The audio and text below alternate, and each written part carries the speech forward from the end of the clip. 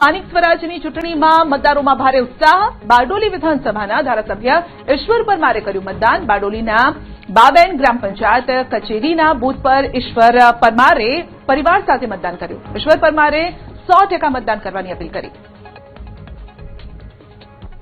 સ્થાનિક સ્વરાજ્યની ચૂંટણી અંતર્ગત આજે લોકશાહીના પર્વની ઉજવણીના ભાગરૂપે મારા પોતાના બૂથમાં બાબેન ખાતે ગ્રામ પંચાયત કચેરીના મતદાન મથકે આજે મતદાન કર્યું છે અને સૌ મતદાતાઓને 100% મતદાન કરવા વિનમ્ર અપીલ કરું છું।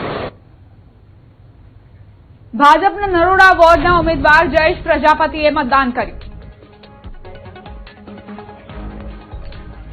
તો મતદાન પછી જે હાશકારાની આપણે વાત કરી રહ્યા હતા, ચાની ચુસ્કી સાથે તેઓ હાશકારો અનુભવી રહ્યા છે, કારણ કે આ જ છે અસલી અમદાવાદી। અસલી અમદાવાદીઓને ચા વગર ના ચાલે। સવારે ઉઠો એટલે પહેલા ચા જોઈએ। આમ તો ગુજરાતીઓ માટે જ એવું કહેવાય છે, ચા વગર દિવસ ન થાય। અને આ કહેવાય છે કે મતદાન કર્યા પછી અમે કહેવાય ને કે સવારથી અમે પણ કહી રહ્યા છે કે ભાઈ પહેલા મતદાન ને પછી બીજું કામ। એટલે મને લાગે છે સવારની પહેલી ચા અત્યારે કદાચ ભૂપેન્દ્રભાઈ પી રહ્યા છે કે મતદાન કરી લીધું, હવે હાશકારો અનુભવ્યો ને હવે આ ચાનો પહેલો જે ઘૂંટડો છે, પહેલી જે સીપ છે તેનાથી તેમને ઠંડક પડશે। મને એવું લાગે છે કે સવારના પોરમાં જ્યારે તેઓ ઉઠ્યા હશે તો પહેલા એવું વિચાર્યું હશે કે પહેલા મતદાન પછી જલપાન, અને એ જ સૂત્ર સાથે તેમણે પહેલા મતદાનની પ્રક્રિયામાં સામેલ થયા અને ત્યારબાદ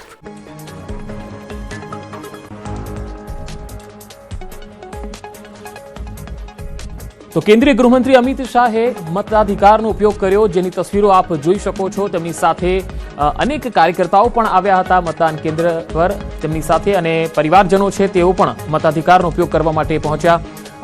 એમના દીકરા જય શાહ છે તેઓ પણ મતાધિકારનો ઉપયોગ કરવા માટે નારણપુરા પહોંચ્યા, તેમણે પણ મતદાન કર્યું। અમિત શાહે પણ મત આપ્યો અને ત્યારબાદ તેઓ અહીંથી નજીક જે મંદિર આવેલું છે કામેશ્વર મહાદેવનું, ત્યાં દર્શન કરવા માટે પહોંચ્યા હતા। મંત્રી અમિત શાહ મતદાન તેમના દ્વારા કરવામાં આવ્યું છે અને ત્યારબાદ તેઓ મંદિર પહોંચ્યા છે અને ભગવાનના દર્શન તેમના દ્વારા કરવામાં આવ્યા છે। પરિવારજનો સાથે તેઓ પહોંચ્યા અને પોતાના મતાધિકારનો ઉપયોગ કરવામાં આવ્યો છે। આ સાથે તેમના દ્વારા કદાચ આવનારા સમયમાં વાતચીત પણ કરવામાં આવશે, ચૂંટણીલક્ષી વાતચીત કરવામાં આવશે અને મતદારોને અપીલ પણ કરવામાં આવશે કે મતદાન કરવામાં આવે અને વધુમાં વધુ લોકો મતદાન કરે તે પ્રકારની કદાચ આવનારા સમયમાં અપીલ પણ કરવામાં આવી શકે છે। પરંતુ તે પહેલાની તસવીરો કે જ્યાં અમિત શાહ મંદિર ખાતે પહોંચ્યા અને મંદિરમાં ભગવાનના દર્શન કરવામાં આવ્યા, ત્યારબાદ હવે તેઓ પરિવારજનો સાથે આગળ વધી રહ્યા છે અને કદાચ થોડી જ ક્ષણોમાં તેઓ વાતચીત પણ કરી શકે છે। હવે વલસાડથી અહેવાલ આવી રહ્યા છે। વલસાડ જિલ્લાના ગ્રામીણ વિસ્તારોમાં મતદારોમાં ભારે ઉત્સાહ દેખાઈ રહ્યો છે। કપરાડાના અંતરિયાળ વિસ્તારમાં વહેલી સવારથી મતદાન થઈ રહ્યું છે અને મતદાનને લઈને મહિલાઓ યુવાઓમાં ભારે ઉત્સાહ છે। મતદાન મથકો પર લાંબી કતારો હવે દેખાઈ રહી છે। વલસાડમાં સવારથી જ મતદારોમાં ઉત્સાહ દેખાઈ રહ્યો છે, ખાસ કરીને ગ્રામીણ વિસ્તારો, જેમાં વલસાડ જિલ્લાના જે અન્ય તાલુકાઓ છે તેમાં પણ મતદારોમાં જબરજસ્ત ઉત્સાહ દેખાઈ રહ્યો છે। આ તરફ જેતપુરની વાત કરવામાં આવે તો જેતપુરના જૂની સાંકળી ગામે 95 વર્ષીય વૃદ્ધાએ મતદાન કર્યું છે। નંદુબેન અસોદારિયાએ ઉત્સાહભેર મતાધિકારનો ઉપયોગ કર્યો છે તો વૃદ્ધાવસ્થામાં લોકશાહી પ્રત્યે જાગૃતિનો સંદેશ આપવામાં આવ્યો છે। મતદાન મથકે હાજર લોકોમાં પ્રેરણાનું વાતાવરણ સર્જાયું છે તો યુવાનોને મતદાન માટે પ્રેરણા મળે તેવું ઉદાહરણ પણ પૂરું પાડવામાં આવ્યું છે। લોકોને સતત અપીલ કરવામાં આવી રહી છે અને વૃદ્ધાવસ્થામાં પણ લોકો મતદાન કરવા માટે પહોંચી રહ્યા છે।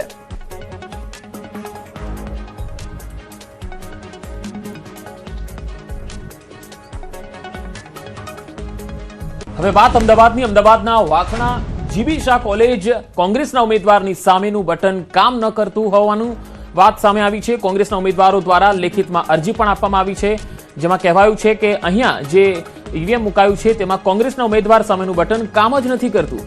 કોંગ્રેસના ઉમેદવારોએ આ અંગે લેખિતમાં અરજી આપી છે, જેથી તેમના જે મતદારો છે જેઓ મતદાન કરવા માટે પહોંચ્યા છે, હવે તેમના મતદારો જો અગર મતદાન કોંગ્રેસને કરશે તો કોંગ્રેસના ઉમેદવારની સામેનું બટન તો કામ જ નથી કરતું। એટલે હવે અહીંયા એક પેચ ફસાયેલો છે વાસણા જીબી શાહ કોલેજ, જ્યાં કોંગ્રેસના ઉમેદવારની સામેનું બટન કામ ન કરતું હોવાના અહેવાલ છે। હાલ ચૂંટણી પંચના જે અધિકારીઓ છે અને બૂથ લેવલ ઓફિસર છે તે આ અંગે આગળની કાર્યવાહી કરી રહ્યા છે। તો ગાંધીનગરના અડાલજમાં મતદાનને લઈને લોકોમાં ભારે ઉત્સાહ જોવા મળી રહ્યો છે. 85 વર્ષીય વૃદ્ધાએ મતદાન કરી લોકોને મતદાનનો સંદેશો આપ્યો છે. યુવા પેઢીને વધુમાં વધુ મતદાનની અપીલ કરવામાં આવી છે. મતદાન મથકો પર મતદારોની ભારે ભીડ જોવા મળી રહી છે.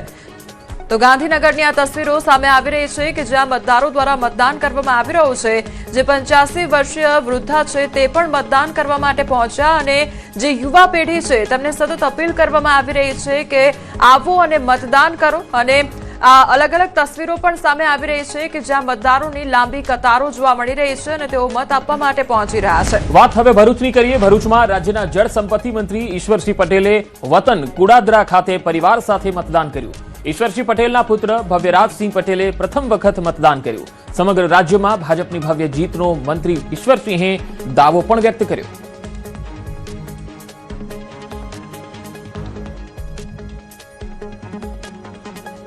તો ભાજપની ભવ્ય જીતનો દાવો કરી રહ્યા છે મંત્રી ઈશ્વરસિંહ પટેલ અને તેમણે પરિવારજનો સાથે મતદાન કર્યું. મતદાન કેન્દ્ર પર પહોંચ્યા. તેમના પુત્રએ પણ મતદાન કર્યું.